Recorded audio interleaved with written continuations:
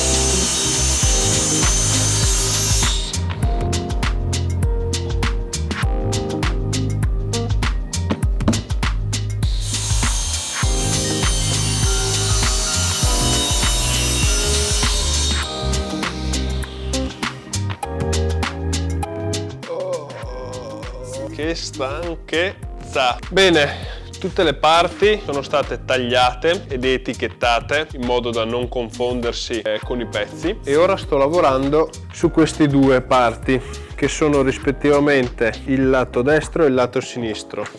Quindi in prospettiva questo qua è il mobile, questo lato è quello di là. Poi si può vedere da qua, ma anche da qui c'è una piccola rientranza che non è nient'altro che questa parte qui e questa qua.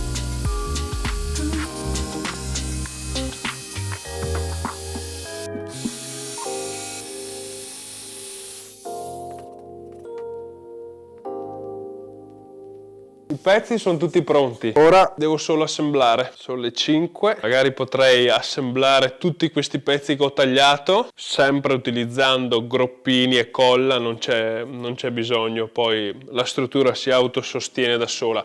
Magari vedo una volta montato, metto su anche le ruote, vedo un attimo com'è, magari aggiungo poi delle viti.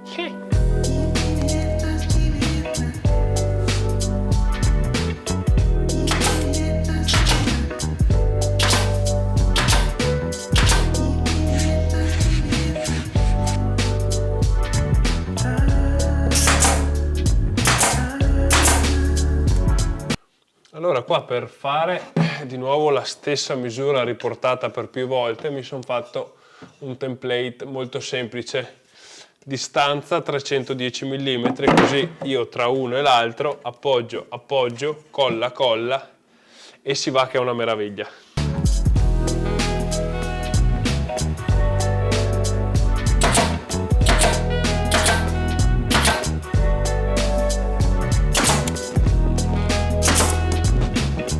qua c'è stato un piccolo errore di considerazioni. Come non avevo un pezzo così grande per fare la base e anche il pezzo sopra lungo uguali, li ho divisi in due parti, però calcolando che la parte dove si unisce per evitare sforzi cadeva proprio in centro a uno di questi. Ora calcolando, questo dovrebbe stare qua, quindi ben più in là di questo. Il calcolo sbagliato che è stato fatto era che questa misura della base parte da qua e non da questa faccia come ho pensato io, per cui facendo un 19 per 2 abbiamo esattamente questa misura di scarto. Va bene. Come affronto questo problema? 4.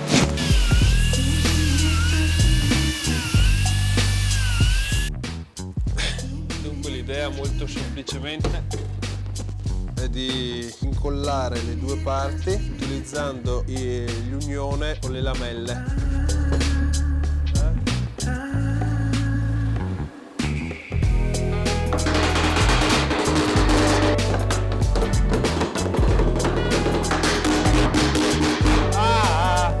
Ora non entrava perché il settaggio della macchina era su biscotti da 10, mentre questi sono da 20. Fare le cose fatte di fretta evidentemente porta solo a queste conclusioni. Detto questo, sicuramente succederà un patatrack, e con patatrack intendo spatapatrap.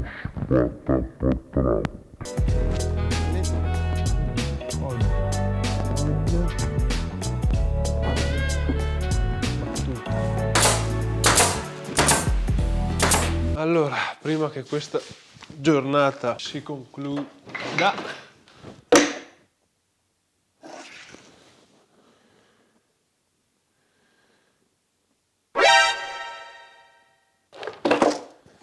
e quindi qua? No,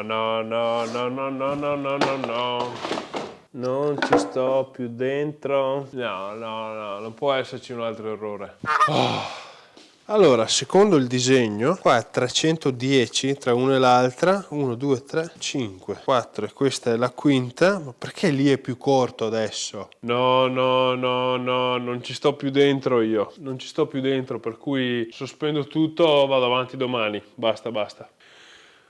Buongiorno, il problema che avevamo ieri è stato risolto, ora ve lo spiego. Il problema principale è stato fare queste due parti che sono la base e il pezzo sopra, che sono stati divisi in due per due pannelli ovviamente. La misura qua è 996 mm, che sono 99,6 cm. Il mio errore è stato leggere male questo e fare 960 mm, quindi ben più corto di quello che serviva. Cosa ho fatto? Molto semplicemente ho aggiunto un pezzettino già ieri sera, così stamattina sarebbe stato pronto per poterlo lavorare, e quindi ecco, adesso possiamo terminare.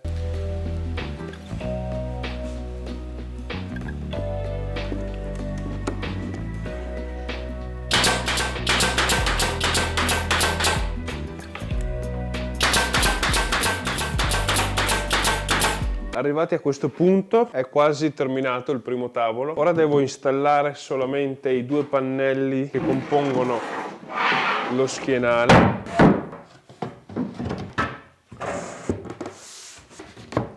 Voilà, uno va qui e l'altro va qua. Non userò colla per questi, perché di no. Dopo di questo ci va solo montato qui un pezzo lungo a una certa altezza che non so ancora.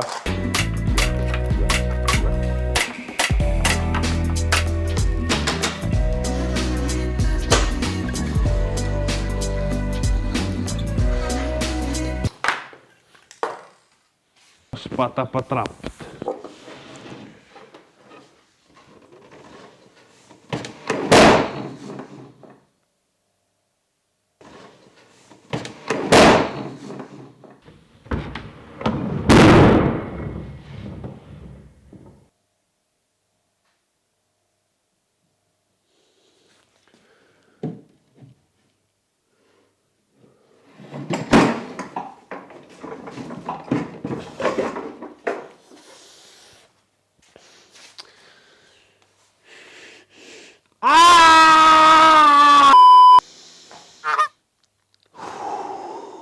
questo progetto non sembra andare per il verso giusto, mai. Mi si è aperto il mobile in due.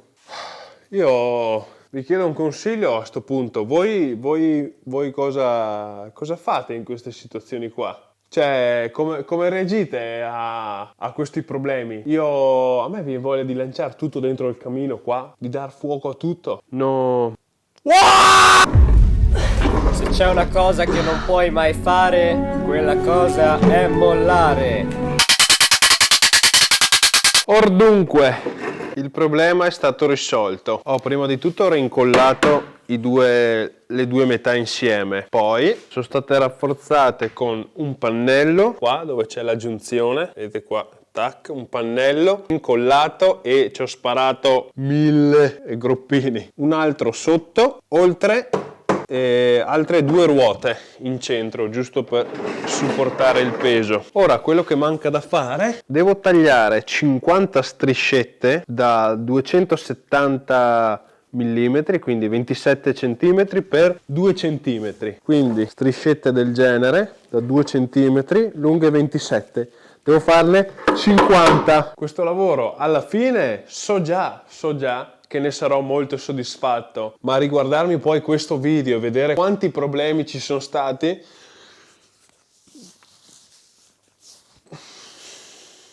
no way.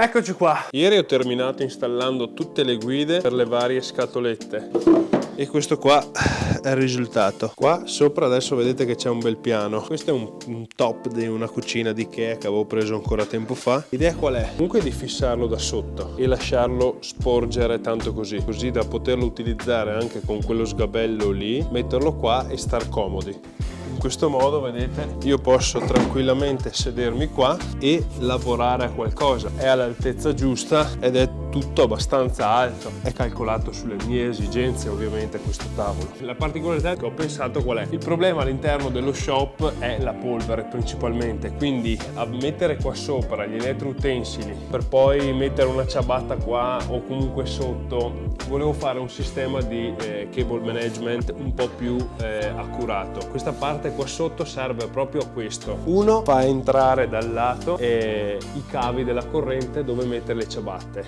A questa altezza io farò un taglio sul top a 45 gradi, come vi faccio vedere adesso nell'animazione su Fusion, e 3 fori con i passacavi. Così questa parte fa tac, flippa in là, sotto riesco a mettere tutti i cavi e appoggiarli giù. Potrei far uscire addirittura i tubi dell'aspirazione per alcune cose, ma non penso che sia il caso. Farò solo in questa maniera qua. Quindi oggi l'obiettivo qual è? 1. Tagliare questo e portarlo a misura. 2. Tagliare a 45 questo pezzo, mettere una piccola cerniera e vedere di fissarlo. Dopo vediamo il da farsi.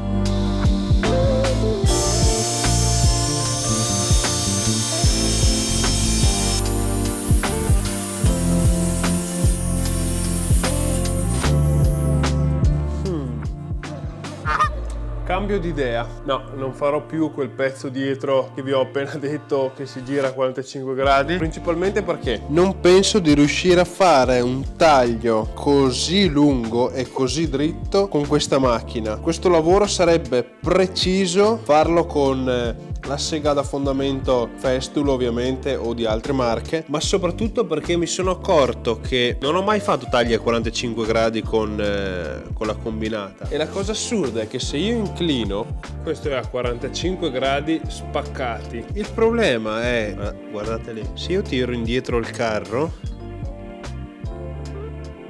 questo penso che sia un classico problema di progettazione, non può andare a sbattere il carro. Questo qua è il gruppo dell'incisore, ok? Non può andare a sbattere qua, e allora cosa, o son pirla io, ma quindi considerando due cose: uno, non me la sento di fare un taglio così ed eventualmente buttare via un pezzo del genere del top, e due, sta roba qua non me la sento, per cui lo lascerò dritto così come l'ho squadrato. Farò semplicemente dietro i fori da 50 per metterci i passacavi.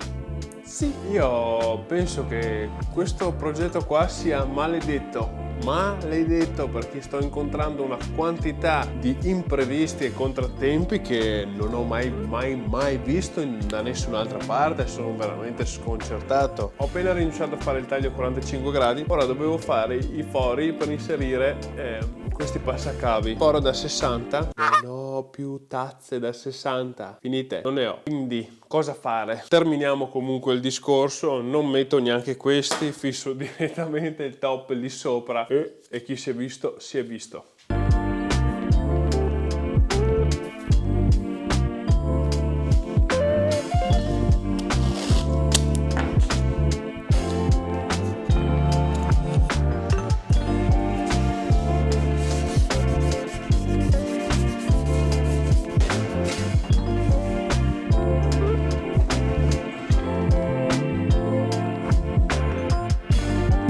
Bene, quindi il bordo è stato incollato, devo solo aspettare domani per tagliarlo e rifilarlo per bene e mettermi qua con calma e organizzare tutte le scatoline, per cui noi poi ci vediamo al lavoro finito.